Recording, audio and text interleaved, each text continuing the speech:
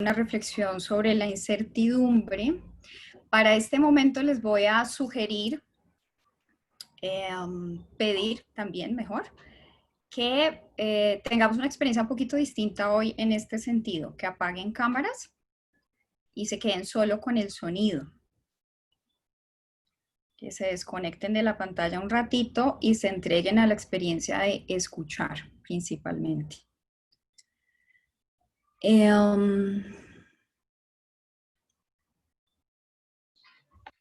Voy a abrir esto que les quiero compartir. Lo que les voy a pedir es que escuchen esto que voy a leer. Si pueden tener a mano lápiz, papel, mejor. Para lo siguiente, a medida que vayan escuchando, les voy a pedir que vayan resonando. Si hay palabras que sean más interesantes, más llamativas o inquietantes también, las vayan anotando como haciendo eco, ¿no? Que se permitan ser una caja resonadora y en ese ejercicio de resonar van a dejar que vayan tomando nota de lo que va resonando. Y lo van a escribir en la manera, o dibujar si quieren, de la manera en que les nazca. Pueden escribir la misma palabra varias veces, pueden escribirla en diferentes tamaños, pueden dibujarla o pueden dejar que aparezcan las líneas, los trazos que quieran. Dice así: hola, es la primera vez que me comunico contigo de esta manera tan directa. Es extraño para mí porque suelo no hablar y creo que también puede llegar a serlo para ti. Las personas no suelen comunicarse conmigo. Creo que están acostumbradas a pensar en mí de una manera en la que pareciera que no es posible conversar con un ser como yo. Sin embargo, hoy lo intento contigo. Lo hago así porque creo que el hecho de que estés hoy acá es una señal de que has estado buscando este momento. Me complace esto. Estoy en el día a día de tu vida, silente. Carezco de palabras específicas porque tal vez las tenga todas de manera permanente y eso no te dice mucho. Al mismo tiempo, tengo todo el movimiento a punto de ser, las posibilidades girando, las danzas del azar. Soy como el aire que se extiende en el espacio para hacer de pronto cualquier cosa. Soy como la llanura inabarcable, como el horizonte que circunda sin puntos cardinales. Te escribo para desmentir las voces que me interpretan, para pedirte la oportunidad de que entremos en una relación diferente, que sepas que no soy lo que te han dicho de mí y que no quiero dañarte. De hecho, no tengo deseos ni intenciones distintas a ser lo que soy, pero te he visto sufrir cuando me notas, te repito, creyendo que soy otra cosa. Te han dicho que soy un problema, que me evites a toda costa, pero soy inevitable. Estoy en el devenir de todo lo que existe. Eso, devenir, cambio, flujo continuo. Sabes algunas cosas ahora del presente. Del futuro sabrás poco. En algún tiempo me llamaron destino y pensaron en mí como una diosa capaz de decidir la fortuna de las gentes. No creas, no tengo esa naturaleza. Solamente soy lo inacible de las certezas y de lo estable. A lo que han llamado destino, le podrán preguntar por lo que pasará. A mí, jamás. Mi respuesta siempre será, no lo sé. Puede suceder cualquier cosa. Podrías pensar que soy una enemiga de tus planes, de tu deseo de proyectarte en continuar tu ser hacia el futuro. Los humanos se han organizado para reducir la sensación de desorientación que sienten cuando me perciben y con ello estructurar las estrategias de sobrevivencia, dejar de ser nómadas, crear cultura, dioses y religiones, organizar sistemas de economía, idealizar los planes y la felicidad, por nombrar algunas. Pero las personas hace tiempo prefirieron asentar sus vidas, predecir el cielo, programar la tierra. Les trajo las ventajas de concretar los deseos en acciones y coordinarse para garantizar y alargar la vida. Todo esto tiene la función de crear un sentido de orientación ante las posibles amenazas a la vida y por lo tanto de protección ante ellas. Las grandes ciudades, el gran sistema social actual, te pone fuera de contacto con el hecho de ser un animal divagando en el mundo, explorando posibilidades. Te has aferrado a las pautas de orientación de tu cultura y de tu sociedad, y cuando ellas se mueven, se te pierden o quedan suspendidas por las crisis, crees que yo soy lo que te quita el futuro y no te deja pensar.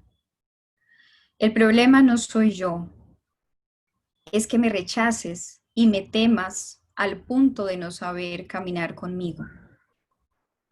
Yo soy una condición de la existencia.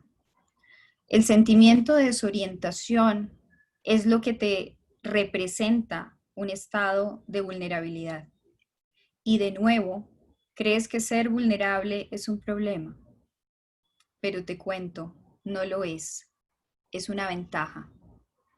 Sentirse vulnerable es un mecanismo que tienes para ampliar tu percepción de las posibles carencias, desventajas, desorganizaciones, esas que podrían abrirle la puerta a perder tu capacidad de gestionar la vida.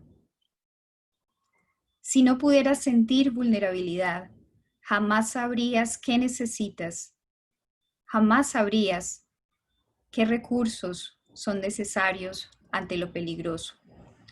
Yo no te hago vulnerable, aunque te soy consciente cuando te sientes así. Gracias a ese sentimiento, puedes verte entonces ante la realidad de mi presencia. Saber que no están todas las estrategias organizadas y entonces saber que necesitarás disponerlas. Así que no soy la desorientación, tampoco la vulnerabilidad. Esos son los sentimientos que tienes a mano en tu equipo evolutivo para moverte conmigo. El comportamiento de las cosas emerge a cada instante de acuerdo con la constelación de elementos que haya a disposición. Como un caleidoscopio que cada cierto tiempo crea una nueva configuración a la que tendrás que darle lectura cada vez para hacerte un panorama y entonces avanzar en él. Que aprendieras a temerme es resultado de múltiples experiencias en las que los golpes, las heridas o las pérdidas dejaron en ti la huella del dolor y entonces te fue difícil sobreponerte a esa memoria. Me confundiste con el daño, creíste que el sufrimiento vino por no poder controlarme o porque yo te traje la situación de indefensión. Escribiste en la historia una explicación en la que me das solo un papel, el de ser fuente de peligros impredecibles. Entiendo que haya sido así porque a pesar de que estoy también como fuente de buenas sorpresas, de regalos inesperados, de oportunidades, este lado mío de ser fuente de bondades no lo has registrado con la misma fuerza. Se registra con más ahínco lo que inquieta. Ese aprendizaje te ha predispuesto. A veces usas esa predisposición como sabiduría, otras queda estancada en un punto del proceso siendo una alarma que no se calla. Tampoco soy la alarma, esa es la ansiedad. Ella te dirá que quizá haya una situación a futuro ante la cual debas prepararte.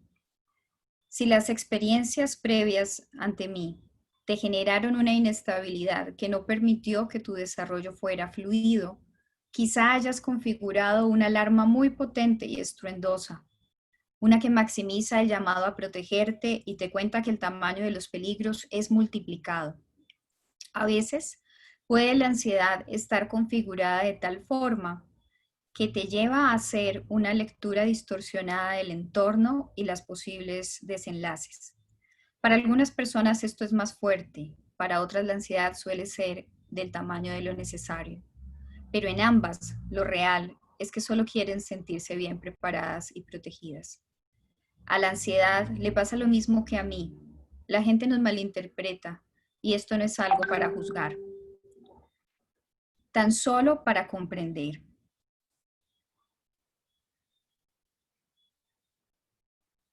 En los momentos de emergencias y necesidad de respuesta adaptativa, no hay tiempo para pensar en las reflexiones existenciales pausadas. Hay que sacar conclusiones rápidas con la primera señal de los sentidos y lanzarse a actuar. Creo que esto facilita esas malinterpretaciones. Está mal.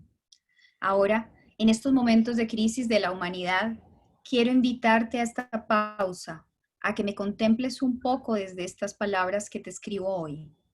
Sé que estás haciendo tu mejor intento de sobrevivir de la mejor manera que puedes con lo que tienes a tu alcance. No sé, yo tampoco, con qué vendré a tu vida en los días por venir, pero también me parece importante que recuerdes que también a veces fantaseas con que de mí venga alguna lotería, un amor del que llaman alma gemela por epifanía en un lugar fortuito, un desenlace favorable, un hallazgo que te reconforte. En la fantasía has podido concebirme en la buena onda de esa otra posibilidad de lo impredecible. También puedes ser fuente de prosperidad en tu camino. Voy a despedirme por ahora.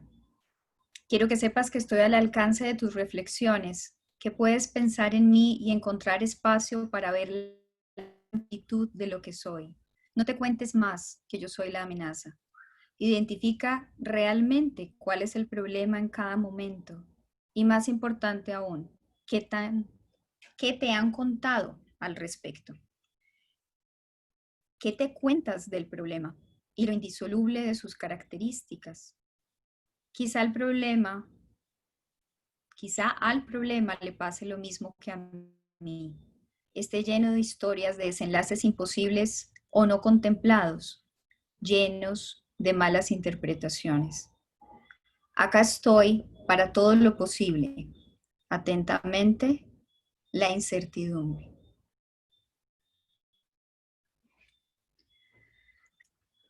Ahora quiero pedirles que se queden un ratito contemplando esto con lo que resonaron. Eh, y escriban algo, tal vez 2 oraciones que surjan de su sentimiento en este instante.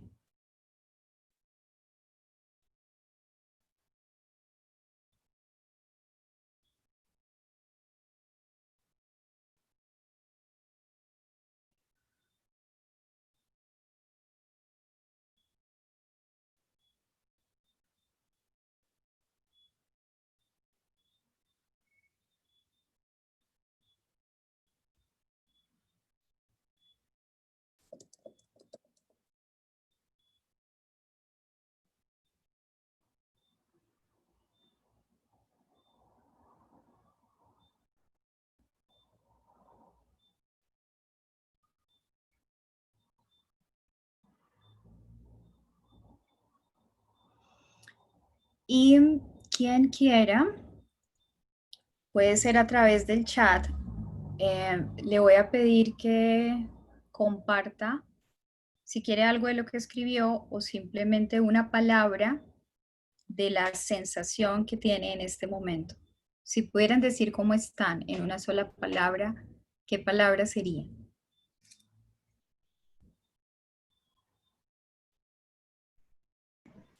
Hola. Hola, Ángela. Sí, Bueno, te cuento que el video por momentos se iba poniendo un poquito borroso. Sin embargo, escuché la gran parte del discurso. Me pareció bellísimo. Me quedé con dos cosas. La primera es que tengo todas las posibilidades a punto de ser, y eso es lo bello de la incertidumbre, porque qué tan aburrida sería la vida si ya todo estuviera dicho y todo estuviera escrito. ¿Qué posibilidades tendríamos? Y Ok. también con lo último resueno mucho, y es que cuando tenemos problemas, así como nos imaginamos en las fantasías mundos bellísimos y futuros posibles con un buen desenlace, también nos imaginamos unos futuros catastróficos. ¿Y qué sabemos del problema? Que el problema también esté justamente ideando e imaginando los mismos futuros en ambos casos. Entonces me quedaron ambas cosas. Listo. Gracias. Bueno, por acá en el chat, Patricia escribiendo, alguien que no sé cómo se llama, escribió aventura, reconciliación, libertad. La balanza siempre se inclina hacia la opción a la que más atención le das, dice Isabel. Miedo al desenlace, dice Gloria. Valentía, dice Sara. Romper con una vida excesivamente planeada. Múltiples sorpresas, dice Luz Marina. Te escucho profundamente para saber cuál será el próximo paso de este tango. Ajá. Hoy vivo la pausa, la lentitud, el paso del tiempo sin futuro, solo el presente, solo ahora. Pilar. Hay que esperar lo mejor y prepararse para lo peor, dice Ángela. Autoría del texto, Catalina Niño. Luz Ariana dice fluir. Ana Giraldo, no imaginé nunca poder ser amiga de la incertidumbre. Alguien dice emoción que da la vida al existir. Leonardo, la certeza de escuchar y de saborear mi cena hizo sonreír a la incertidumbre. Atiborrada. Valeria, corriendo para escapar de la huella me tropecé con una piedra. ¿Quién se dedica a buscar una piedra para castigarla? Así como he escuchado a varias madres para aliviar el dolor de los niños, ese era mi destino, caer con una piedra que se ve igual a todas las otras. Bendita incertidumbre que danzas en un flujo continuo para alimentar mi ser. Dice Mónica, el azar es en definitiva lo más estable de la vida. El lugar del miedo no es solo asustarte, es prepararte también. Catalina dice vulnerable. Juan, señal silente del lugar en el que me encuentro. Me siento embebida en una palabra. Chévere. Bueno, entonces, como el tema es la incertidumbre. Este trabajo de la incertidumbre tiene muchas posibilidades. Y para abordar la incertidumbre, hemos traído hoy una exploración que es la autoría y la reautoría. La técnica que vamos a trabajar es principalmente nombrada así reautoría desde la línea de la terapia narrativa. Esta es una técnica, la de hoy, de escritura terapéutica. Pero como en todas las otras sesiones, vamos a traer en conversación la experiencia, pues justamente de ser autor, y en este caso de escribir. Así que, Verita, ¿qué es eso de escribir, de ser autor, de ser escritor? ¿De qué se trata?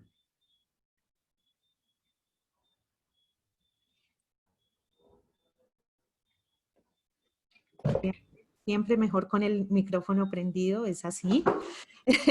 Hoy, como siempre, traigo mis notas de clase y quiero comenzar con una frase de Ana María Matute, que dice, hay que inventar la vida porque acaba siendo verdad.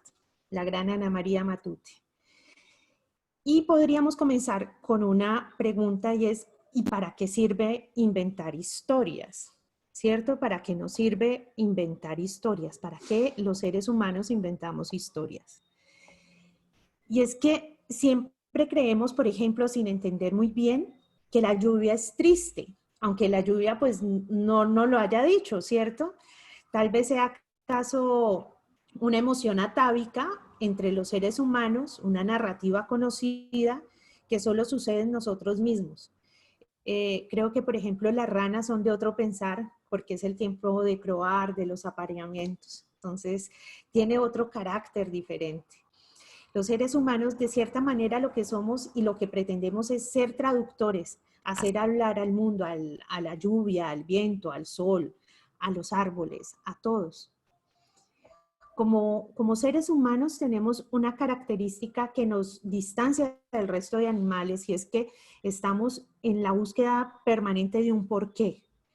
Y esta búsqueda nos erige, nos constituye. Además porque viene de algo muy importante y es que es la conciencia de nuestro tiempo. Es decir, somos conscientes de la curva o del arco de transformación propio que tenemos de un inicio a un fin, de un nacimiento hacia la muerte, con un trayecto que necesitamos dotar de significación o de sentido. Y es más, esta significación o sentido nos va antes de nuestro nacimiento y nos proyectamos aún después de nuestra muerte.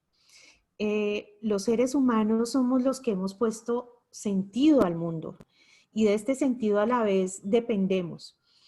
Por ejemplo, si ocurriera el gran apocalipsis que tanto tememos todos, del que tanto además nos hemos ocupado en tanta narrativa de distopía, pues el sol probablemente seguiría alumbrando y posiblemente en milenios los brotes de las amapolas volverían a nacer, pero probablemente el sentido del humano ya no estaría ahí.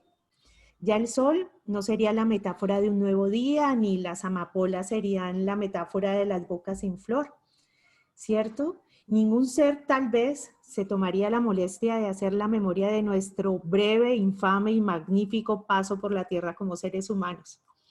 Ese sentido, ese significado, esa poderosa pregunta del por qué acabaría junto con el último hombre.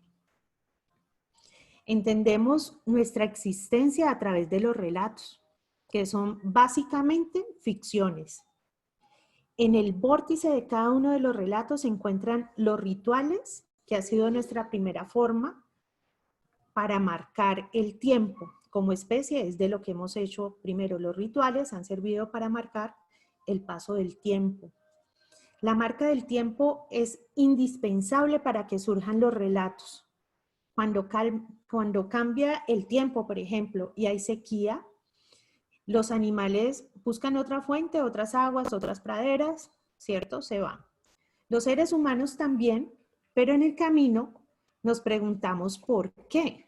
Interpretamos, buscamos responsables y haremos seguramente lo suficiente para despertar la benevolencia de los dioses o para entender científicamente las variables. Y es más, buscaremos un sentido mayor a la situación. Traduciremos, elaboraremos de esto metáforas, extrapolaciones, fantasías y relatos que den sentido a ese lapso de existencia concreta en esa experiencia concreta. Los relatos o narrativas se desarrollan en los seres humanos como una técnica para sobrevivir. Así nacieron los relatos. Alrededor de la hoguera nacieron los relatos, nació la narrativa como una forma, como una técnica para sobrevivir, y así aprendimos durante millones de años de evolución que los relatos eran vitales para nosotros para dar sentido a lo real. Para los Homo sapiens, para los seres humanos, todo es real ficción.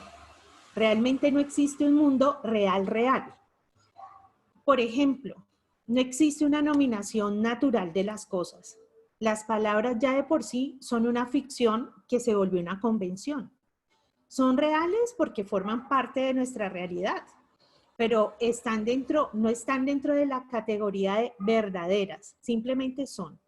Si buscamos aún la etimología de las palabras, solo abriremos una matriz que contiene otras palabras, así como una matriosca que se abre hasta llegar a la convención maravillosamente arbitraria que la nomina en el mundo para algunos seres humanos a través del idioma. Nuestras narrativas están pobladas de ficciones. Por ejemplo, ¿en dónde reside el valor intrínseco del oro para medir la riqueza? Por ejemplo, entre los incas, el lugar del oro está el espondylus. Díganme ustedes si la Bolsa de Valores de Nueva York no es una tremenda ficción que gobierna el mundo. Aún nuestro apellido es una ficción. Por ejemplo, antes las mujeres se cambiaban el apellido por el del marido. Era una ficción, se podía cambiar. Y más en estas sociedades de ríos profundos como el Amauta José María, Mami, lo podría nombrar. Las naciones, por ejemplo. Las naciones, por ejemplo, esa geografía que se da en las líneas del mapa que nos dividen, ¿no son acaso ficciones? ¿O hay alguna barrera insalvable e inamovible que separe, por ejemplo, México de Estados Unidos? Bueno, pues además de la mentalidad de Trump, no hay ninguna, son ficciones. Cuando hablo de ficción, quiero que entiendan que no hablo de mentiras. Cuando hablo de ficción es porque creemos estas ficciones, sinceramente creemos en ellas. Y es que los seres humanos somos una especie como de alquimista de relatos que nos gobiernan y a la vez tenemos la magia suficiente para generar otros relatos que conjuren, que asciendan el sentido de lo humano. En otra época se decía que era normal y necesaria la esclavitud, por ejemplo. Hoy decimos, no señores, la esclavitud es inhumana y va en contra de la dignidad humana. Y algún día, por ejemplo, los príncipes azules pues eran protagonistas centralísimos de las mujeres que aspirábamos al amor. Y hoy son, sinceramente, unos personajes en decadencia que no tienen ningún título, ninguna posibilidad de protagonismo ni titularidad. Eso espero, eso espero. Entonces, a la medida que tenemos narrativas dominantes que hemos aceptado, también tenemos esa magia los seres humanos, esa posibilidad transformadora a través de la narrativa y del lenguaje de moldear nuevas realidades. Y hay una cosa muy especial. Los seres humanos, solo los seres humanos, somos capaces de 3 cosas, que es mentir, escribir poesías y de blasfemar, que son 3 formas de emplear a propósito una palabra por otra, ¿no? Solo los seres humanos también somos capaces de tejer el puente entre el pasado y el presente y entre el futuro y el presente. Somos capaces de traer de vuelta el pasado en el presente, ¿no? O de convocar el futuro en el presente. Es una condición muy especial, muy humana, que tiene que ver con todo esto de nombrar, de contarnos. Por eso, solo a los seres humanos nos angustia la muerte. Lloramos a los que se han ido, ansiamos el mañana. Tal como los otros animales, somos capaces de sentir empatía, de defender nuestra manada, de ser fieros, de ser compasivos. Pero solamente los seres humanos, hasta el momento, somos capaces de dotar a lo real de sentido a través del relato. Para eso contamos historias. De hecho, el mismo yo es una narrativa que es ficción. Al decir yo, ya estoy contando toda una historia. La diferencia entre los monos y los seres humanos es la diferencia entre quiero hacer esto y preguntarse por qué estoy aquí. Eso hacemos los seres humanos, preguntarnos permanentemente por qué estoy aquí. Ese por qué es una pregunta maravillosa. Y es que a veces nos preocupamos mucho de tener las respuestas cuando son las preguntas las que nos abren los caminos.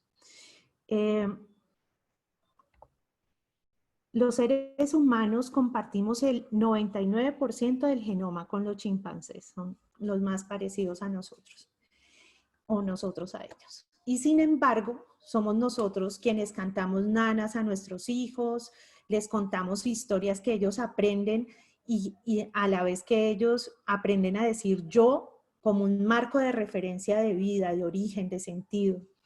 Pero ese marco de referencia de sentido tiene algo muy importante y es que es afortunadamente una configuración móvil, una configuración en permanente posibilidad de transformación.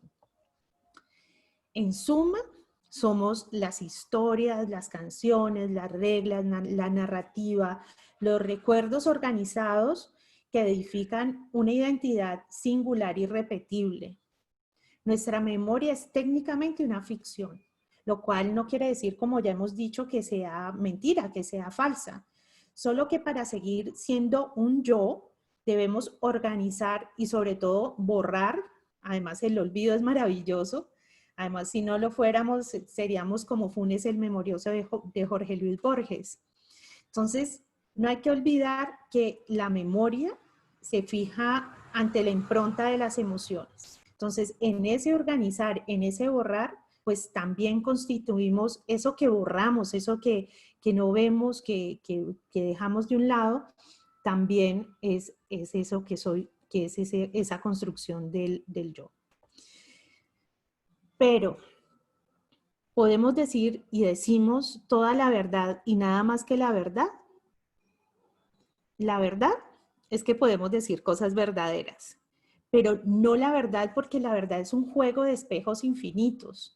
Y para poder contar necesariamente se toman los acontecimientos más relevantes y se ciernen, los otros se olvidan, se dejan a un lado para poder decantar así y construir un relato. Lo humano, lo real en lo humano está en las ficciones que lo construyen. Y las ficciones entonces son realidades humanas, es decir, realidades construidas que nos sostienen en el mundo. Son la realidad humana, son la trama que nos sostiene. Bien, por otra parte, quisiera hablarles del mito del escritor, que ya habíamos hablado del mito del escritor, que nos aparta tanto de la legitimidad que de verdad sentimos en el abordaje de la escritura. Y es que en los escritores, la escritura desde su creación hace 4.500 años, fue vista por el poder con un especial interés. Además porque vencía a dos rivales inclementes, peor que cualquier ejército, la distancia y el tiempo. Y comenzó así a dársele a la palabra un peso increíble. Por ejemplo, Pilatos le dijo a Caifás, lo escrito, escrito está. Y así desde la antigüedad, lo escrito tomaba una metáfora de lo invariable. El destino estaba escrito, por ejemplo. Y lo escrito, cuando se escribía en piedra o en roca, pues era la intervención de la palabra en lo perdurable. Entonces tenía muchísimo y además así, muchísimo peso. Lectura y escritura, entonces, estuvieron secuestrados por el poder gubernamental, religioso y económico durante siglos.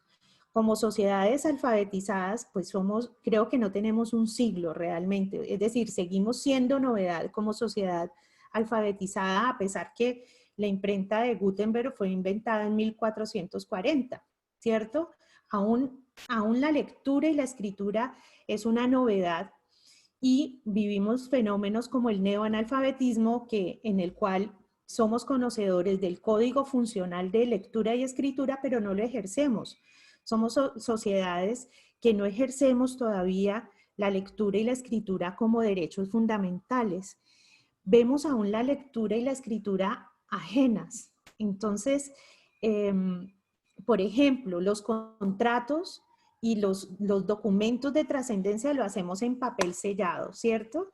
Porque causa respeto, porque de alguna manera es asentar en la palabra y que quede inamovible. Y, por ejemplo, nuestra firma, nuestra rúbrica, pues hace parte de esta solemnidad. Ahora, ¿escribir es un don? Bueno, ya hemos escuchado mucho el mito de cómo la escritura es un don especial, ¿no? Baja Calíope o Erato, poseen al autor, ya sabemos qué pasa en la posesión, es un acto de iluminación, se escribe una historia increíble, ¿no? Y es como si la escritura fuera un don hasta sobrenatural, y no hay tal. Alrededor de la escritura hay un trabajo artesanal, hay un trabajo de oficio, además de oficio sublime, de oficio supremo, porque es un pacto con la belleza. Con lo que quiero decir es que quien sienta el pulso de la escritura no lo debe sentir como una posibilidad de expresión, como si no le perteneciera, como si no tuviera legitimidad. Al contrario, yo creo que es un derecho fundamental y además un derecho propio. Y también pensar que aún lo escrito es susceptible de transformar y sobre todo de reescribir. Más que escritores, deberíamos llamarnos reescritores. Y el concepto de reescritura es fundamental, y pienso yo en la vida como en el oficio de los escritores. Tal como el tejido, la escritura es un producto de un largo proceso de decisiones que incluye preescritura, investigación, concepción del qué y la escogencia del insumo y la realización de la escritura y después una permanente vuelta a escribir, a leer y a escribir, a leer y a escribir en una depuración, en un cernir magnífico. Realmente, si no es a través de este proceso en el que posibilitemos pasar un texto de la textura de la estopa a la seda, es difícil que pueda ser publicado. Y entre más lecturas, relecturas y reescrituras, pues el texto será mucho más fino. Por ejemplo, también, ¿cuántas de las historias quisiéramos reescribir? A mí, por ejemplo, me gustaría que pudiésemos reescribir las historias de las novelas románticas del siglo XIX, en que las mujeres infieles no tenían más salida que el suicidio o el aislamiento social. Y es que no juzgo a Flaubert y menos pues a Madame Bovary, porque son producto de su tiempo, pero ahora la que soy yo en este tiempo, me gustaría volver a esa historia y reescribirla sin miedo a tener un final feliz. ¿Cuántas historias de nuestra vida personal, de nuestra narrativa personal, merecen ser vistas bajo nuevas luces, bajo nuevos y fabulosos puntos de vista? Yo creo que muchísimas. Y bien, quiero terminar con esto, el miedo a la hoja en blanco. Jorge Luis Borges decía que la lectura debe ser una forma de felicidad y no se puede obligar a nadie a ser feliz. Y Daniel Pennac sostenía que el verbo leer no admite su forma imperativa.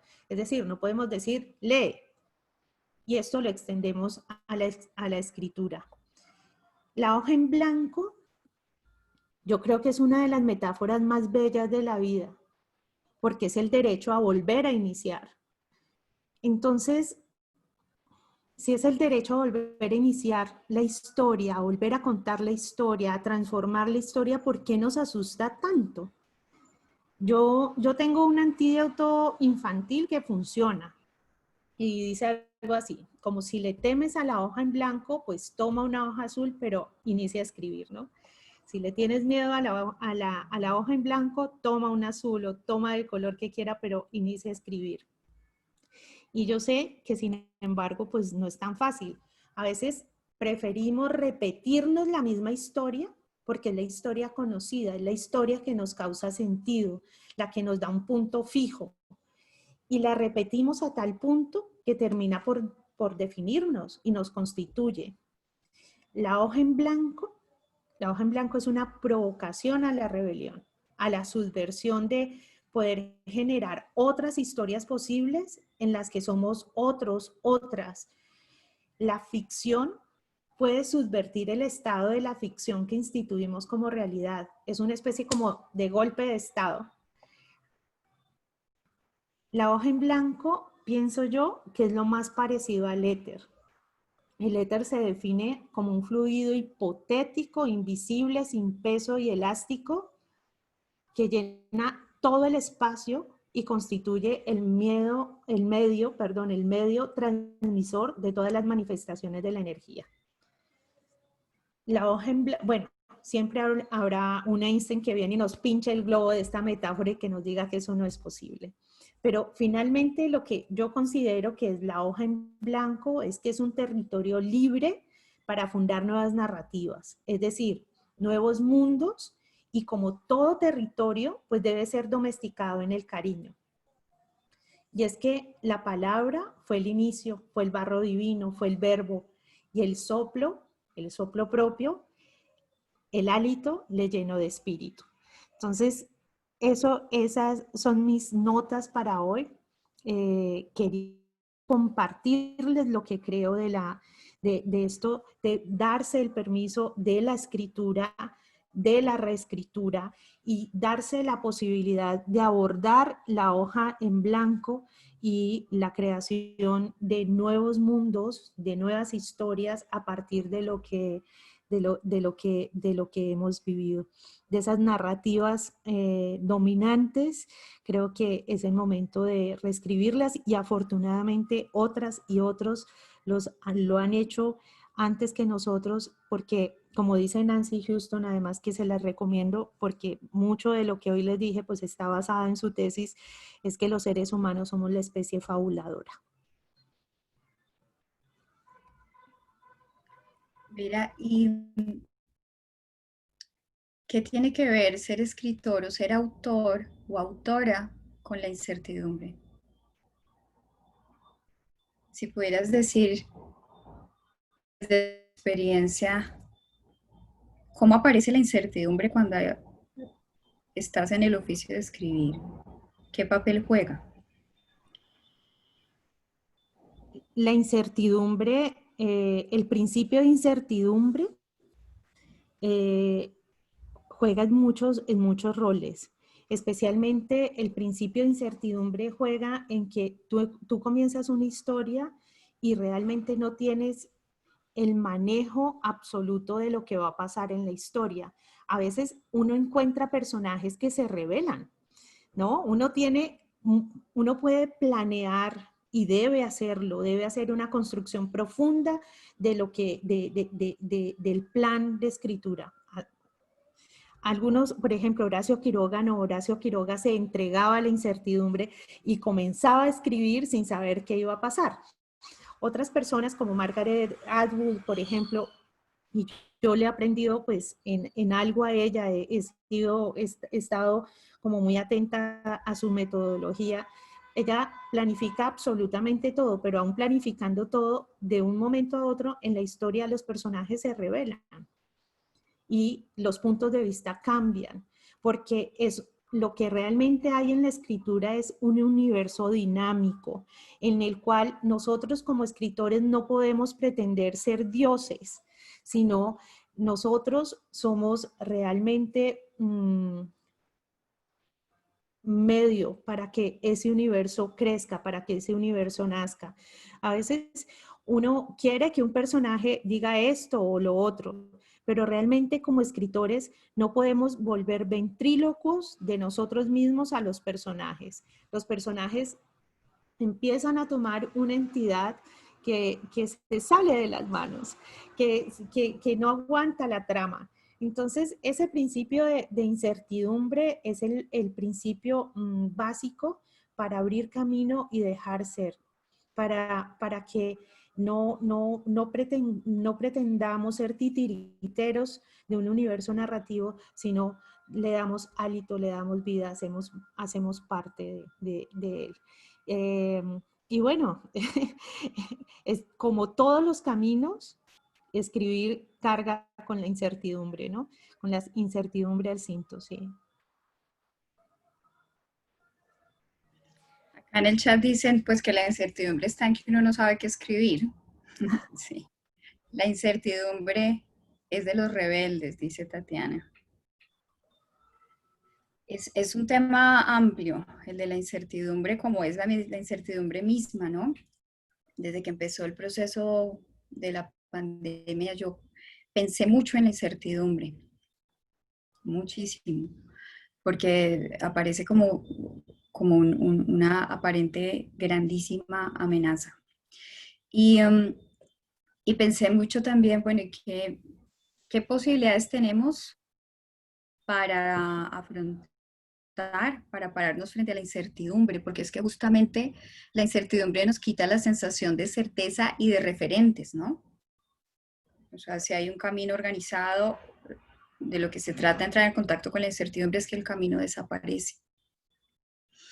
Eh, y en ese proceso de pensar qué nos puede ayudar a tener una presencia capaz de vivir la incertidumbre, alguien se asombró significativamente. Eh, Pensé en esta metáfora que haces con la hoja en blanco, ¿no? Incertidumbre, caminos, bifurcaciones, dice Juliet, tal vez oscuros que pueden ser multicolores. Eh, esta metáfora de la hoja en blanco como un espacio libertario. ¿Cuántas narrativas de la incertidumbre de este tiempo desaparecen los caminos aparentemente ciertos? Así es. Parte de lo que sucede en las crisis, de lo que hace más fuerte el proceso de la crisis, es que uno siente una desestabilización en lo que ha ubicado como sus referentes de certeza, ¿no? Y entonces pensé en la metáfora de quien navega, sobre todo estas metáforas épicas de quien se lanza a navegar un mar abierto y de toda la incertidumbre que pueda aparecer ante un mar desconocido, que nadie está navegando por ti, que estás ahí frente a lo que la intemperie pueda proponer. Y ahí pensé en qué nos queda para afrontar la incertidumbre. Claro, hay unas cosas que uno puede controlar, pero hay otras que no, y es justamente de eso de lo que se trata la amenaza, el pensamiento de que en eso que no puedo controlar va a haber un peligro para mí. Y entonces pensé, ¿qué puede hacer uno ante lo incontrolable? Tantas cosas tan incontrolables. Y inevitablemente terminé llegando a los seres humanos con lo que tenemos para enfrentarnos a la vida, es lo que nos hemos contado que es fundamental en la vida. Y cómo se lleva uno lo fundamental en la vida consigo mismo cuando el escenario, lo concreto, los medios, los recursos parecieran que pueden desaparecer. Por eso pensé en uno llega a la incertidumbre con quién uno es, con quién uno se ha contado que uno es. ¿Quién me he contado yo a mí misma que soy? Porque en eso que yo me he contado que soy está también lo que para mí es indispensable, lo que he sentido que es valioso, lo que me va a dar el norte. Y leí un artículo de prensa que escribió un psiquiatra inglés, que es psiquiatra de las Fuerzas Armadas inglesas, dando consejos para el momento de la pandemia.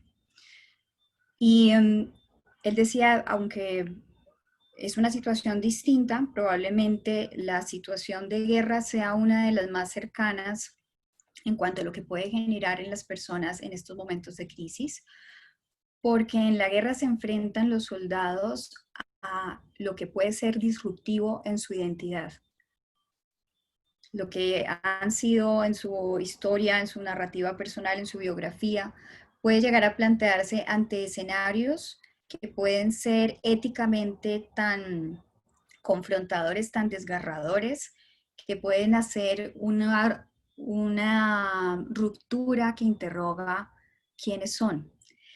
Y en el campo de lo militar, la resiliencia está, decía él, en puntos muy claves, como por ejemplo que los soldados tengan oportunidad de reunirse con su equipo y con sus líderes a pensar imaginar esos escenarios que plantearía el lado, digamos, amenazante de la incertidumbre, imaginar los escenarios más terribles.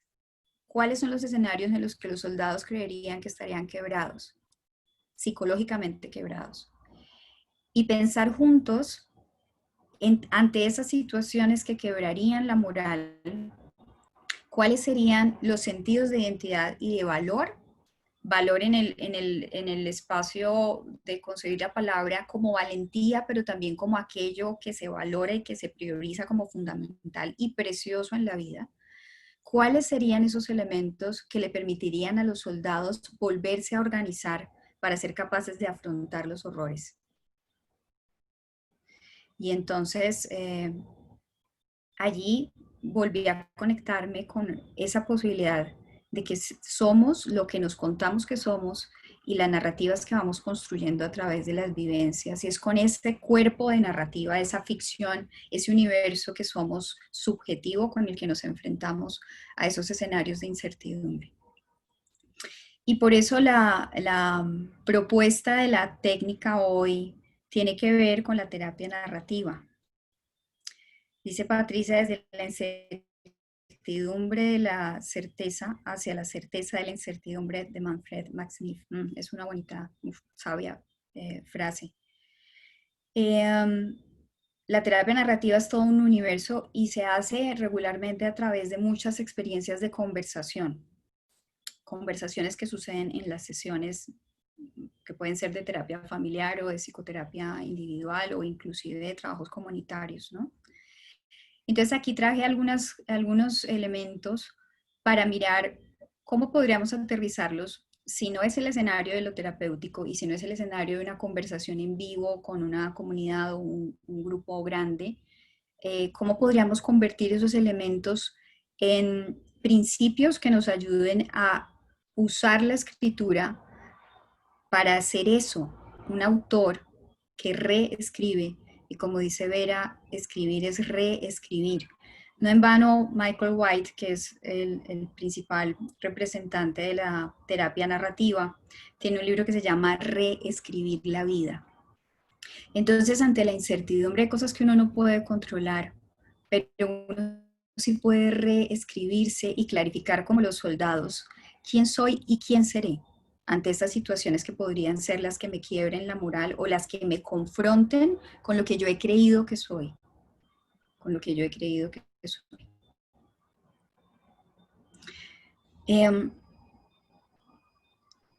Voy a compartir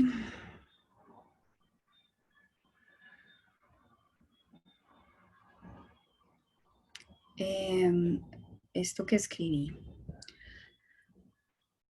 Para que no sea, digamos, como un ejercicio de clase teórica psicológica, escribí esto para contarles un poquito de los principios de la reautoría, que se llama una de las estrategias de la propuesta de la terapia narrativa. Dice Michael White, vivimos a través de los relatos que tenemos sobre nuestras vidas. Ojo, no es que contamos relatos solamente y escuchamos relatos, es que vivimos a través de los relatos. Tatiana preguntaba si las fantasías también son ficción. Y sí, claro que son ficción. Vivimos a través de los relatos que tenemos sobre nuestras vidas. Estas historias, en efecto, moldean nuestras experiencias, moldean nuestras vidas, las constituyen y las abrazan, dice Michael White.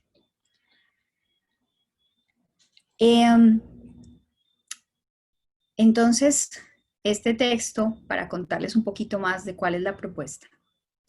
A Juana, la cultura le contó que era bella, frágil e invisible, porque ya le había dicho que las personas que vale la pena ver y tener en cuenta son grandes, parlanchinas y ágiles para sonreír. A Juana le contaron varios y varias en nombre de lo que está bien, que era necesario ser decente, bien hablada y no contrariar. A la misma le dijeron que Gloria, su madre, había tenido éxito en la vida por ser sensata, colaboradora y ordenada, que trabajar era muestra de dignidad, que el manejo cuidadoso del dinero le daría libertad. A Juana le dijeron que las mujeres respetables saben siempre muy bien cómo comportarse. Siempre cada cultura determina maneras preferidas de ser de las personas. Marca lo correcto y lo incorrecto, lo deseable y lo indeseable. Pero la vida completa no cabe en ningún marco conceptual o cultural. Querida Juana, te pedimos que nos ayudes en casa. Tu mamá cayó enferma y nadie puede cuidarla más. Juana, cuida, ella se encarga. Ama como le enseñaron a amar. Organiza la casa, hace el mercado, estudia ingeniería y discute con su papá las cuestiones de pareja de su mamá. Quise decir la triada.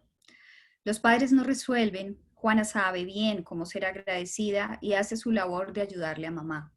Así que sabe justamente cómo ayudar cuando ellos dos no saben qué hacer con ellos mismos. Mientras viven, a Juana le cuentan quién es y debe ser. Mientras viven, a sus padres les cuentan quiénes son y deben ser. Mientras su padre trabaja, otros le cuentan quién puede ser y quién no. Mientras sobreviven, el gobierno y la sociedad determina si son seres de escalafón merecedor de derechos o no. Juana responde, pregunta y le contestan. No pregunte lo que nadie le va a contestar. Usted no está en la vida para preguntar, está para amar. La madre calla, el padre ordena. Vas a estudiar ingeniería. Juana reclama, pide, anuncia y al final se le cuenta. Si no estudias ingeniería, no te pagaré nada. ¿Quién soy?, se preguntó Juana. Lo que soy acá no lo quiero, no me gusta, solo tengo lo que ellos me dan. Tendré que ser esto mientras logro ser otra cosa. Así usó los recursos del padre, las palabras de la madre, la forma de amar permitida para amar a alguien más que le ayudara a escapar. Puso tierra entre el relato de vida que vivía y el que quería escribir. Si me voy lejos, podré ser lo que quiero. Pero sus relatos se fueron con ella. Trabajo tras trabajo, empresa tras empresa. Poco a poco, la energía empezó a mermar, pero ella seguía viviendo en el gran relato, usándolo para dejarlo. Necesito tener todo bien planeado, organizar el plan de carrera, ser eficiente, ayudar y mostrar que soy valiosa en los proyectos, aspirar a que así pueda escalar y ganar el dinero que necesito. A Juana le dijeron, qué ordenada eres, qué bueno. A Juana le dijeron, qué pena es que no hay nadie más que se haga cargo de esta tarea, te va a tocar a ti. A Juana le dijeron, eres muy valiosa, pero si no aceptas lo que te proponemos, no podemos tenerte más en el cargo, a pesar de la pandemia. A nadie le importó cuántos méritos hizo Juana para hacer lo que tenía derecho a hacer. Menos sabía el mundo que Juana acumulaba lo que los médicos llaman trastorno depresivo ansioso. Juana era muy buena en muchas cosas, por ejemplo, contándose que sus equivocaciones eran terribles piezas merecedoras de vergüenza, que sus deseos eran bobadas monumentales, que su inclinación al arte era tan solo una cualidad útil los domingos en la tarde para descansar. Juana a nadie le decía cuánto se odiaba por llevar 13 años tratando de no estar deprimida y cuánto se odiaba por ser tan torpe y no lograrlo sola, de manera independiente, como hacen las mujeres que saben callar. Ya no sabía Juana en dónde empezaba el problema y en dónde empezaba ella, en dónde era la causa y el efecto, en dónde era una historia de repeticiones compulsivas, sostenidas en las mismas curvas de un cuento, en un nudo trabado, sin desenlace, sin el desenlace necesario. Es que el sufrimiento viene cuando lo que las personas son o somos no cabe en el relato que se cuenta. Sobre todo cuando el relato tiene, como todos, efectos y poderes de marcar cómo se acerca a alguien, a otra persona, cómo se aleja, cómo ama y cómo se repliega, especialmente cómo se relaciona con la incertidumbre y la libertad. Los relatos dictan quién eres, los relatos que te antecedieron y los que antecedieron a los que te antecedieron. Hay relatos de dominación y tiranía y hay relatos de liberación. Hay relatos que abren caminos y otros que los cierran. Relatos que asfixian y otros que rescatan. El estancamiento viene, Juana, cuando no cabes en el relato que creíste ser y este, como un tirano, te somete. ¿Que la terapia es una cuestión política? Indiscutiblemente, Juana. Que no solo se trata de una pastilla ni de un diagnóstico. Se trata de indagar los relatos que te construiste. ¿Cómo se comportan esos relatos en tu vida? Si te abrazan o te sofocan. ¿En qué relaciones nacen, crecen, se reproducen? Y más importante aún, ¿cómo mueren?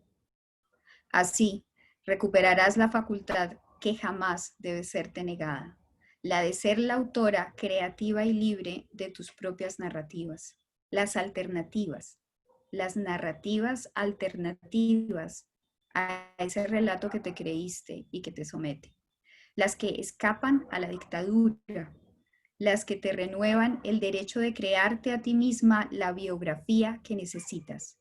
Eso, Juana, se llama reautoría.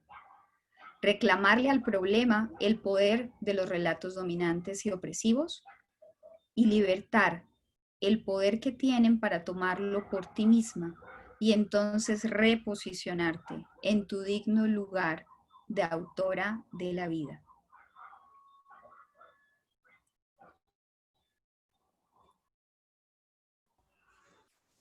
En este momento,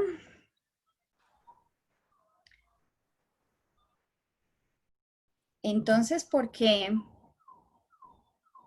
atrevernos a plantear la reautoría como una posición ante la incertidumbre?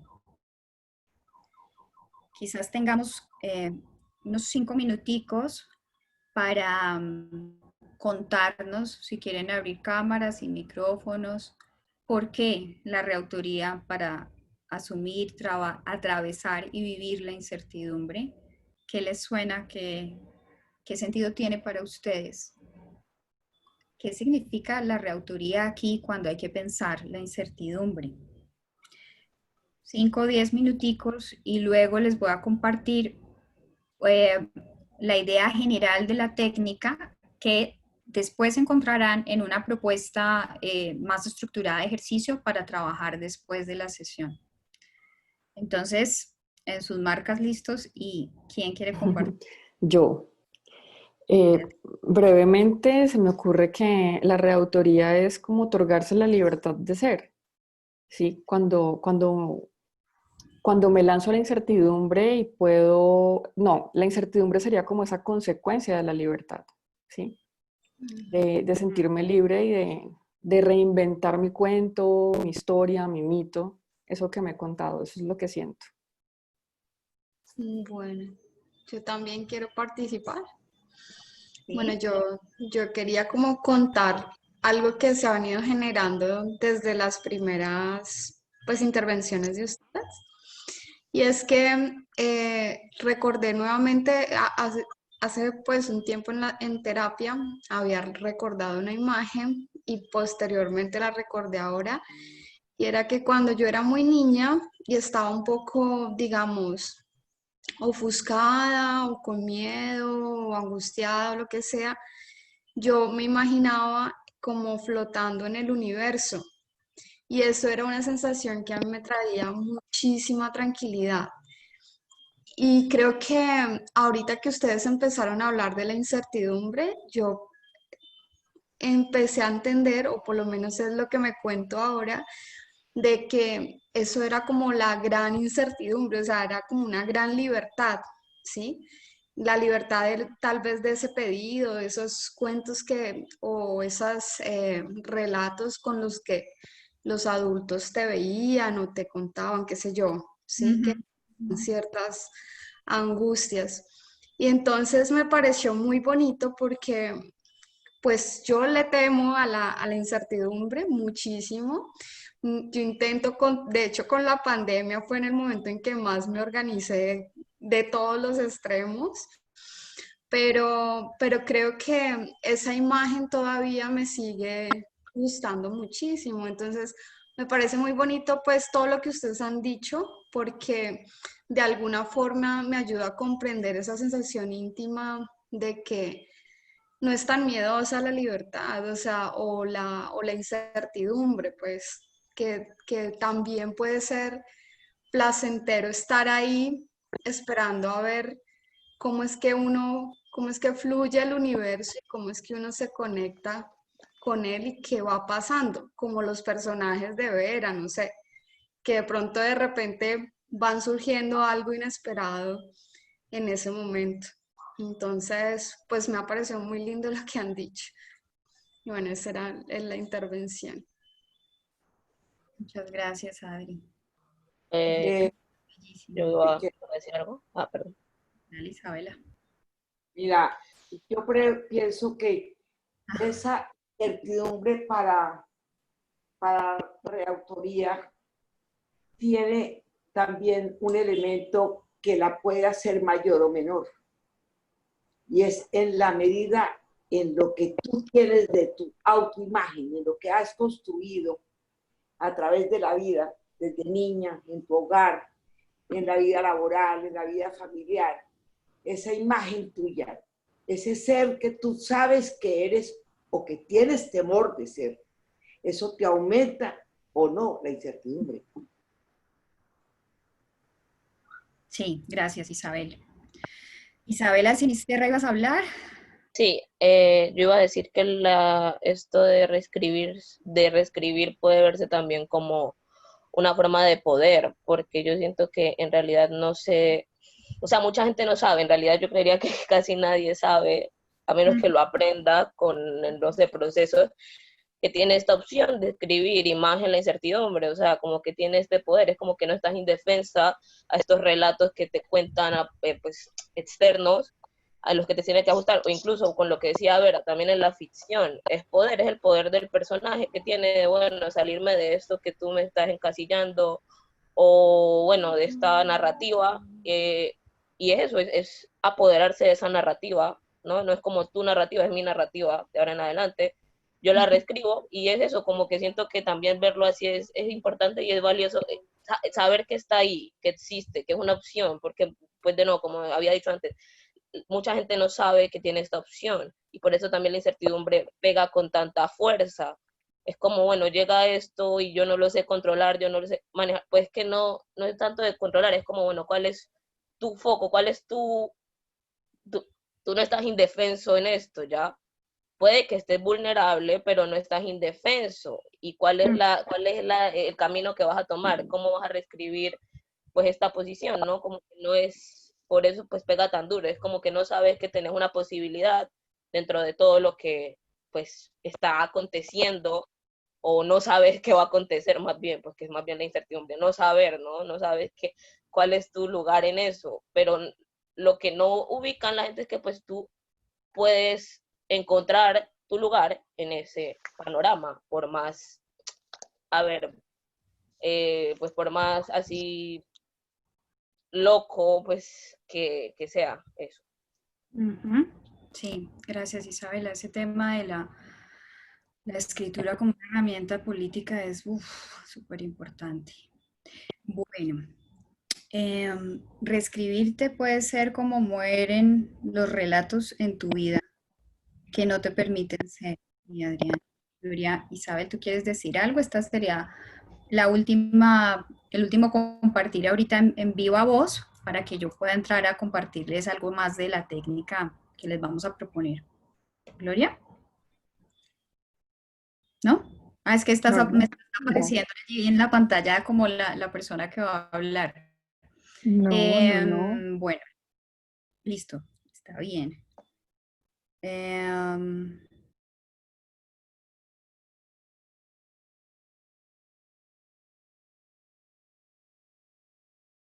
No te oímos.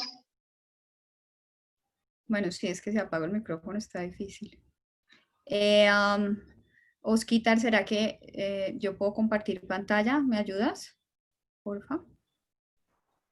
Puedes compartir pantalla, vas al menú principal en la barra inferior de donde está el botón verde. Es que intenté, pero me apareció un letrero que dice que el host Intenta, me deshabilitó. A ver, intenta. ahí sí. Ay, ahora yo me perdí en mí misma. ¿Cuál es la pantalla? Allá. Listo. Ahí están viendo. Sí, ahí estamos viendo. Si quieres lo puedes colocar como presentación para que ocupe toda la pantalla. Voy peleando con esto. Hice lo que no tenía que hacer. ¿Qué hago aquí? Este, ¿no?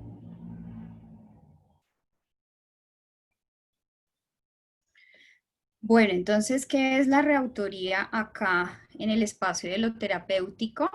Como les decía, es una experiencia amplísima que se trabaja en muchos ciclos y en muchas conversaciones o en muchos encuentros y de muchas maneras. Pero aquí lo vamos a traer. Este fue parte del texto que les leí ahorita, de Michael White. Vivimos a través de los relatos que tenemos sobre nuestras vidas. Estas historias en efecto moldean nuestras vidas, las constituyen y las abrazan. Y lo terapéutico, sea que esté en el escenario de una psicoterapia, un consultorio, de una IPS o no, es político. Los relatos a través de los que vives son todos narrativas políticas. Y cuando decimos político tiene que ver con tu capacidad de ejercer tu poder ante la vida y el poder no solo en el sentido de dominación, sino de ser capaz de existir y de estar con otros también. Entonces, una de las cosas que se puede hacer ante la incertidumbre es preguntarse realmente cuál es el problema. ¿Qué es lo que yo creo que es el problema? Y un ejercicio bellísimo en esta propuesta de la narrativa que de alguna manera algunos planteamientos de arte terapia y algunos planteamientos de la terapia humanista lo trabajaron, es personificar el problema. Aquí entra toda la posibilidad intuitiva y creativa de imaginarnos ese problema, de verlo como un personaje que puede ser un personaje, digamos, antropomórfico o puede ser un personaje de otra naturaleza. Y a través de la escritura podemos hacer esto de preguntarle cómo es y de describirlo, inclusive físicamente, cómo se mueve, si es una persona humana, cómo se viste, cuántos años tiene, de qué estilo es su manera de expresarse en lo corporal, en lo no verbal, por ejemplo, cómo actúa, cuándo actúa. Este problema, ¿cuándo aparece en mí? ¿En qué circunstancias y en qué contextos? ¿Y cómo actúa conmigo? ¿Cómo aparece? ¿Qué me dice? ¿Qué me plantea? Otra pregunta fundamental es ¿qué relaciones afecta y cómo las afecta? Cuando este problema llega a mi vida, ¿qué relaciones con otras personas se ven afectadas y cómo se ven afectadas? ¿Qué me arrebata el problema de mis capacidades de estar en relación con el otro? Y en este caso de estar en relación ante la incertidumbre. Muy probablemente la incertidumbre no es el problema. Y el problema está en esas narrativas anteriores, en esos relatos anteriores, con los que yo llegué a pensar que la incertidumbre era un problema. ¿Quién me contó? ¿Cuándo me contó? ¿Quiénes me dijeron? ¿Cómo me dijeron que la incertidumbre iba a ser un problema y lo peor, que yo no iba a poder funcionar con ella? ¿Cómo te restringe ese problema? ¿Qué niega? ¿Con qué ideas aparece? ¿Qué busca? ¿Qué estrategias de dominación usa? Y esta creo que es la más poderosa pregunta que uno le puede hacer a un problema. ¿Cuál es la estrategia de dominación que usa conmigo? En muchos procesos de terapia, por ejemplo, con adicciones, se trabaja personificando la adicción y preguntándole a la adicción, ¿cuáles son tus estrategias para dominar a la persona que está sufriendo esta circunstancia? Si se lanzan a escribir esto, se van a sorprender con qué va a y qué va a contar el problema de respecto a qué son ustedes y quiénes son, cómo los define el problema. Entonces, el ejercicio puede ser con cada una de esas preguntas, primero identificar cuál es el problema, personificarlo y luego charlar con el problema. A veces se puede hacer en vivo como si fuera una actuación teatral. Acá lo podemos hacer también a través del escrito y yo creo que hay una ventaja en hacerlo escrito y es que uno puede volver a escuchar la narrativa del problema. Con cada una de esas preguntas va a ser necesario luego abrir espacio para levantar la voz alternativa. ¿Cuáles son tus opiniones frente a lo que dice el problema que eres? ¿Cuáles son tus reacciones respecto a lo que te quita y cómo te restringe? ¿Qué le reclamas? ¿Qué denuncias es necesario hacer sobre cómo se comporta ese problema y qué derechos te quita? Y muy importantemente, ¿qué declaraciones se le van a hacer a ese problema? Porque quien es dueño de la vida no es el problema, ¿no? Entonces, aquí esta posibilidad abre el espacio de la reautoría. Hay una escritura que construyeron otros o que construye una cultura y una sociedad de una manera dominante, pero la posibilidad de la reautoría es contestar cuál es mi declaración frente a eso que me está haciendo sufrir y cuál es la relación de negociaciones que yo voy a establecer al respecto. Entonces hay que analizarle al personaje con detalle quién es, cómo se comporta, descubrirlo en sus jugadas y negociarle. Negociarle quiere decir establecer una relación de poder con ese problema. Ya no sometidos, sino como una persona que puede encontrar posibilidades, alternativas, propuestas a ese problema y a eso que cuenta que uno es. Y después buscar, esto es muy importante, en las experiencias de vida, en la biografía, qué momentos, qué espacios, qué vivencias contradicen eso que cuenta el problema que soy yo, eso que dice que yo no soy capaz de resolverlo. Cuando he sido distinta a lo que me cuenta el problema que soy. Y escribir en voz alta, valga la metáfora, la realidad que somos fuera del problema, porque no todo es ansiedad, no todo es depresión, no todo es angustia, no todo es descontrol emocional, no todo es depresión, imposibilidad. También somos otras cosas y como siempre sucede con lo conceptual y con lo cultural, la vida sobrepasa eso que está escrito en una narrativa específica. Entonces, esto que les estoy compartiendo acá va a ir organizadito en una propuesta de ejercicio para que cada quien lo retome y haga un encuentro con lo que se le ha contado o con lo que ha asumido y se ha tragado entero, que es el problema. Porque si el problema no es la incertidumbre, porque la incertidumbre es una condición de la existencia, y si fuera realmente tan problemático, pues no existiríamos. Entonces, ¿cuál es el problema? ¿Sí? Catalina, no se ha movido la diapositiva, aparece en el primer lugar. ¿Tú ibas siguiendo una secuencia? Sí, y yo estaba pasando aquí convencida de que todos estaban viendo. No hemos visto moverse la diapositiva. Ay, ¿será porque yo estoy haciendo algo mal? No sé. Seguramente, ¿no? Seguramente porque soy para en esto. Ah, ok. ¿Y entonces yo qué hago? Tienes que señalar en el menú izquierdo la diapositiva e ir bajando. Ahí está señalada la primera, la de arriba. Bueno, nos están pidiendo en el foro que por favor la compartamos porque las preguntas y de lo que ibas hablando, pues no lo alcanzamos a ver. Claro, pero estoy perdiendo dónde está el menú izquierdo de lo que, o sea, yo aquí abajo me paro en mi pantalla y yo voy moviendo las diapositivas y a mí se me mueven, pero entonces yo tengo que hacer algo en la ventana de Zoom. No, en la ventana de Zoom no tienes que hacer nada, estás compartiendo y está en la vista, está en la primera, en el entorno de la diapositiva de la primera. Ve con el cursor a ese menú, ¿Será que te comparto el archivo y tú? o ponlo como presentación. ¿Faltaría mucho o lo compartimos después dentro de los materiales? No falta mucho porque precisamente lo hice cortito para dar las ideas generales.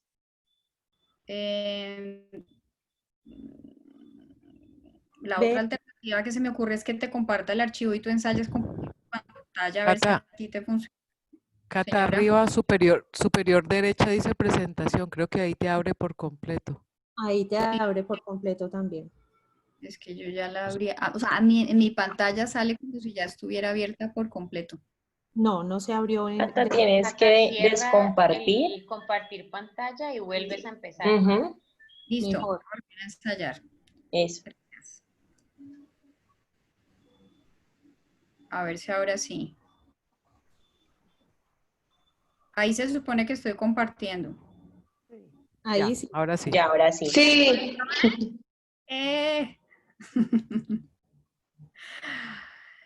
Entonces, bueno, esta era la diapositiva en las que les decía las preguntas sobre, esto igual pues va a ir escrito en los ejercicios que vamos a colgar en la plataforma, ¿no? El ejercicio de visualizar primero cuál es el problema y cómo es, como un personaje, describirlo y describir cómo se comporta. Esto también tiene que hacerse en qué escenarios, circunstancias, digamos, lo más concreto en lo cotidiano que se pueda. En qué escenarios actúa, cómo se mueve, en qué espacios, cuando estoy en la cama, cuando estoy escribiendo, en el momento en que me levanto, por ejemplo. Y esta pregunta de qué relaciones afecta y cómo también es vital. ¿Qué te arrebata el problema? ¿Qué no te deja vivir? Por ejemplo, ¿no? ¿Cómo te restringe? ¿Qué te niega? ¿Con qué ideas aparece el problema? Yo creo que muchas veces hemos hecho la metáfora y en los muñequitos animados aparecía, ¿no? La del diablito en un hombro y el angelito en el otro. Pero siempre, es muy común tener la imagen de un diálogo interior. Por ejemplo, en terapia aparece mucho eso, ¿no? Una parte mía dice tal, la otra parte dice tal. El diálogo que uno denuncia como interior, pero que también dentro de la terapia narrativa está la claridad de que ese diálogo que aparece como tu voz ha sido introyectado también muchas veces está hecho de las historias y las palabras de otros, que uno las piensa como si fuera su propio pensamiento, pero hay que hacerle el rastreo a ver de dónde salió. Entonces, ¿con qué ideas aparece? Y esta pregunta de qué busca el problema es fundamental para empezar a clarificar lo político en términos de la relación de opresión que tengo yo con el problema. ¿Qué estrategias de dominación usa el problema? Y ahí les contaba, siempre que pienso en esto me acuerdo mucho de un tiempo que trabajé con los problemas de adicción y esta pregunta era de las más reveladoras posibles. Porque parte de lo que a uno le empieza a pasar es que cuando uno se da cuenta cómo domina el problema, cómo se la monta, pues la dignidad se levanta. Y en cada una de esas preguntas les decía abrir espacio para la voz. ¿Cuáles son las opiniones? Porque casi siempre uno está callado ante el problema o en una voz sometida. ¿Qué reacciones hay en mí cuando me doy cuenta de cómo me somete y me domina el problema? ¿Qué reclamos tengo para el problema? ¿Qué denuncias es necesario hacer? Y denuncias así como en el sentido también legal y jurídico, ¿no? O sea, ¿qué derechos están siendo vulnerados por este problema? Y esta parte de las declaraciones. ¿Qué necesito yo anunciarle al problema? Declararle y decirle que cómo quiero vivir, que cuál es la autoría que yo voy a tener con mi vida. Entonces les decía, analizarle, descubrirlo y negociarle. Luego buscar, o en paralelo también puede ser, en la propia biografía, las experiencias que le contradicen al problema. Si el problema dice como le pasaba a Juana, que era mejor si estaba sometida y si era callada y si colaboraba y si así iba a ser más merecedora de respeto, cuáles son las circunstancias de vida que han contradicho eso que plantea el problema. Y les decía en esta metáfora, escribir en voz alta la realidad que somos fuera del problema, porque no todo lo que somos es problema. Y parte de lo que podría suceder ante la incertidumbre es que primero nos planteamos con lo que creemos que tenemos en carencia, con las faltas, con lo que supuestamente no somos capaces de hacer. Y eso es un ejercicio de la ansiedad para ayudarnos a revisar qué vulnerabilidades tenemos justamente para hacer el mapa de entonces qué necesitamos afianzar, no para quedarnos con la narrativa opresora de que no vamos a ser capaces. Entonces hay que abrirle espacio allí a qué alternativas tengo, quién puedo ser, cómo yo ya he sido distinta del problema y ya he tenido otras posibilidades, porque es allí desde donde puede aparecer la valentía y la fuerza para afrontar la incertidumbre. Dice Susan David que la valentía no es ausencia de miedo, sino que es el miedo caminando. Y para que uno pueda caminar con el miedo necesita tener claro cuál es su poder, qué valora, a qué tiene derecho y quién quiere ser ante esas situaciones de incertidumbre. ¿Cuándo soy diferente a lo que la narrativa dominante cuenta? Es otra pregunta fundamental. Enlistarlo, contraargumentar la narrativa dominante y reescribir determinando quién eres y quién serás. Y creo que ahora sí se acabó la presentación. Esto les vuelvo a decir, lo organizamos en un texto distinto para, a manera de ejercicio, puedan ir paso a paso con esa propuesta. Ahí yo paré de compartir pantalla, ¿sí? Sí. Listo. Bueno, creo que hoy nos extendimos un poquito más de lo propuesto, son las 8:40. ¿Cómo cerramos, Vera? Bueno, yo también tengo una propuesta de ejercicio de reescritura, y es que hay muchas historias que se vuelven en historias de referente, y les voy a proponer que reescribamos Patito Feo de Hans Christian Andersen, ¿no? Esa historia de Patito Feo que tanto nos han contado y cuántas veces nos hemos dicho patitos feos. Entonces, en la plataforma van a encontrar el texto original de Hans Christian Andersen, y la propuesta es que ustedes se den la libertad de la hoja en blanco para poder reescribir esta historia. Desde el punto de vista, desde el sitio que ustedes consideren, desen la libertad para esta historia volverla a contar. Lo pueden hacer de manera escrita o pueden hacerla de manera oral, y pueden poner los audios y compartir los audios como ustedes gusten. Saben que este es un espacio libertario, es un espacio además de goce profundo de relación con la escritura, entonces todos los ejercicios pues deben ser asumidos de esa forma, ¿no? Pero démonos la posibilidad de, yo les propongo Patito Feo, y me encantaría ver de Patito Feo cuántas versiones pueden salir de este foro, de este grupo además. ¿Cómo no lo podemos volver a contar esa historia? ¿Cómo podemos volver a contar esa historia? Sí. Bueno, veo que hay muchos comentarios en el chat. Sé que hay personas que necesitan salir pues, puntual de la sesión. Yo no quisiera dejar sueltos sin contestar estos comentarios. No sé qué hacer. Se me ocurre proponer, pues si se pueden y quieren quedar otro ratico para darle voz a estos comentarios. O si de pronto lo hacemos a través de la plataforma de otra manera. Yo estaba proponiendo guardar el chat, porque hay unas construcciones, hay unas cosas muy bellas que a mí me parece que deberíamos poder tener la posibilidad de sacarlas aparte y darnos el espacio para comentar, para desarrollar, porque hay comentarios absolutamente profundos de este encuentro.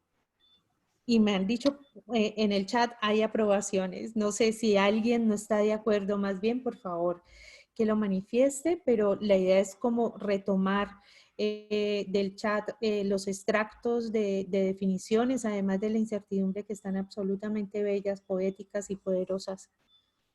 Y los comentamos en la plataforma. Esa es como una de la propuesta que les había hecho a través del chat. Creo que Sara ya había dicho que tenía un problema. No hay problema, la mayoría dice que no hay problema. La presentación. Yo estoy perdida en el chat. Es que ha sido muy Lo productivo. veo muy temprano. No, muy productivo, ha sido muy productivo el chat. Wow, hay un montón de cosas. Sí, sí.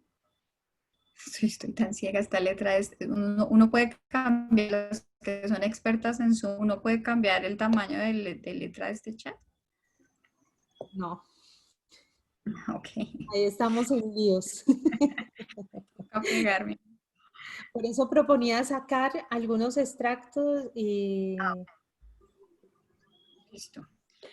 Bueno, entonces, si se están quedando, creo que hay algunas cosas que compartieron antes que me parecieron lindas y valiosas desde el inicio de la incertidumbre.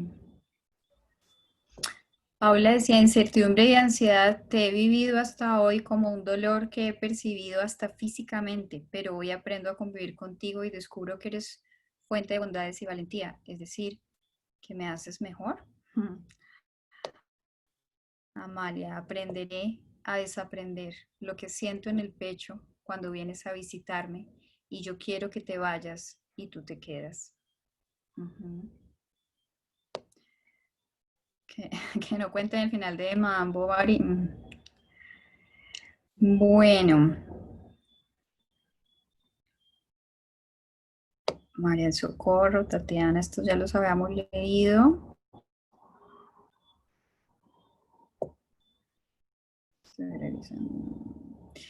Podríamos hacer un cierre sencillo, de pronto si quieren compartir, como hicimos la vez pasada, en una palabra o en un titular de prensa, con qué se van de esta sesión de hoy.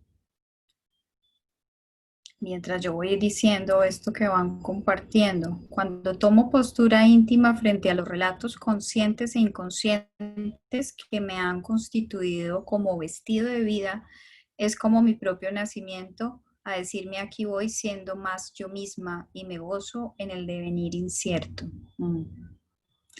Reescribirte puede ser como mueren los relatos, antes lo había dicho Adriana, en tu vida que no te permiten ser. Me parece mágico tener la posibilidad de contarme historias diferentes. Ajá. Tener la posibilidad de verse nuevamente como la mejor versión que fuimos con las herramientas que teníamos en ese momento. Sí, Olga, lo asimilo un poco a la reprogramación mental. Esta es sin duda la clave para empezar a reescribir nuestra historia. Bueno, sí, esa reprogramación es una palabra que a mí me conflictúa, pero sí entiendo de qué estás hablando. La incertidumbre es el camino y la reautoría el caminante. Wow, eso está muy bonito. Caleidoscopio de voces, juego de posibilidades, maestra de sinceridad. Ajá. Bien, ¿alguien ha compartido algo sobre con qué cierran esta sesión de hoy? ¿Alguna palabra de resonancia? O si fuera una noticia, ¿cuál sería el titular de prensa de la noticia de lo que ha pasado en esta sesión? ¿Podrían compartirnos la diapositiva para realizar el ejercicio? Sí, Ana. Vamos a compartirlo. ¿Alguien ha compartido algo? De hoy me dice Ana, pero quiero compartir lo último. Ya no hay espacio ni tiempo para contemplar. No hay tiempo que perder, dicen ahora. Gracias de nuevo. Sara, ok. Yasmín, yo. Creo que el patito feo sigue guardando y es su obligación reconocer el cisne como siempre hubiese querido y sea mi cisne. Isabela, la incertidumbre rompe el silencio, no es la enemiga. Valeria, mi titular, llegó el momento, ya no se puede evitar más. Qué bien.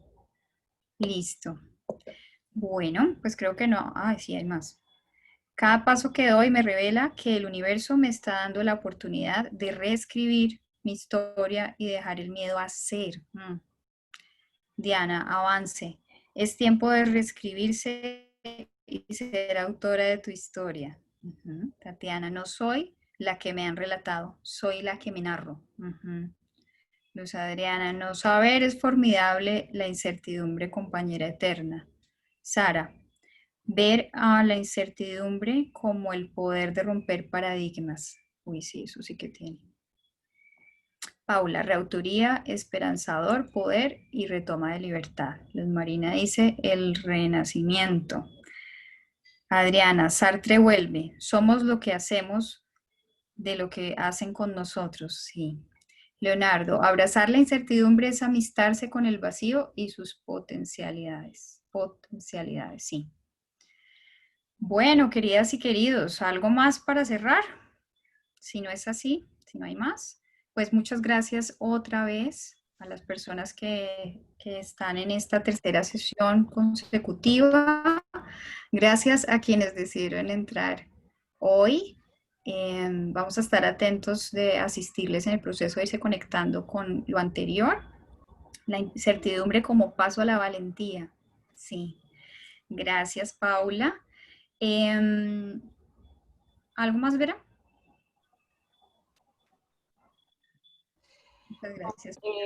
Las gracias, la gratitud por estar aquí en este aprendizaje compartido ojalá todos, todas entren a la plataforma, aprovechen los recursos que estamos ahí colocando. Creo que es una plataforma que puede servir como un complemento bastante interesante a lo que estamos haciendo aquí en estas reuniones. Además, es la forma de seguir hablando, de seguir juntas y juntos hablando de este tema. Muy buenas noches y gracias. Gracias. Chao. Gracias a todos. Chao. Gracias. Gracias. Buenas noches. Rico. Noche. Feliz semana. Muchas gracias. Para todas, para todos. Chao. Gracias, gracias. Un abrazo. Un abrazo. Gracias, felicidades. Un abrazo, feliz noche. Chao, gracias. Chao, feliz noche.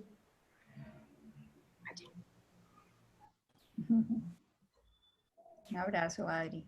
Muchas gracias. A ti también, Isabel. Gracias por estar.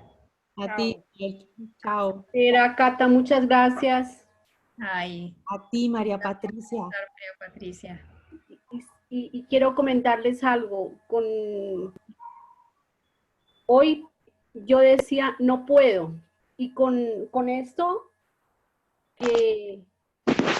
puedo escribir mi propia historia. Sí puedo. Sí. Lo voy a lograr. Vas a escribir tu propia historia como tú quieras. Lo voy a lograr. Porque decía, no puedo. Y ahora me doy cuenta que sí puedo. Muchas gracias. Una conversación interesante con esa narrativa y estos problemas. Sí, le llegó mucho. Muy grande. Gracias. Maravilla.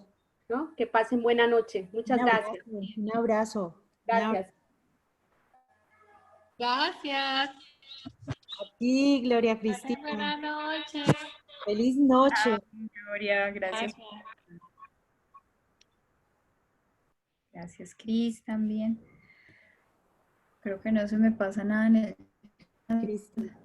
Voy a tener que traer una lupa. Una lupa para la siguiente. Estas están cada vez más grandes y menos sirven. No.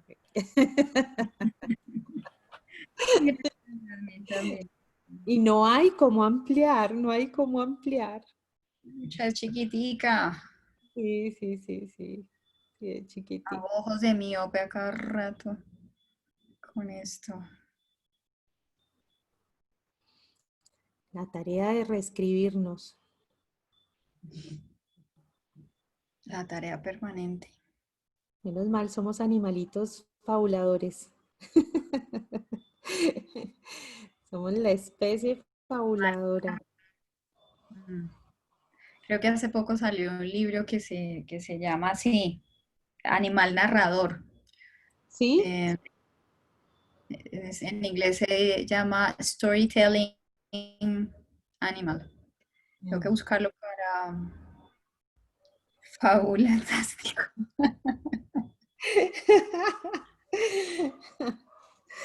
Sí, Es una buena observación. fabulantástico. Sí. Qué bonito.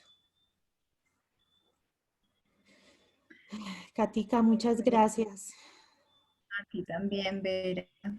Quiero hablar. Muchas, muchas gracias. Voy a terminar de grabar. ¿Quién quiere hablar? Yo.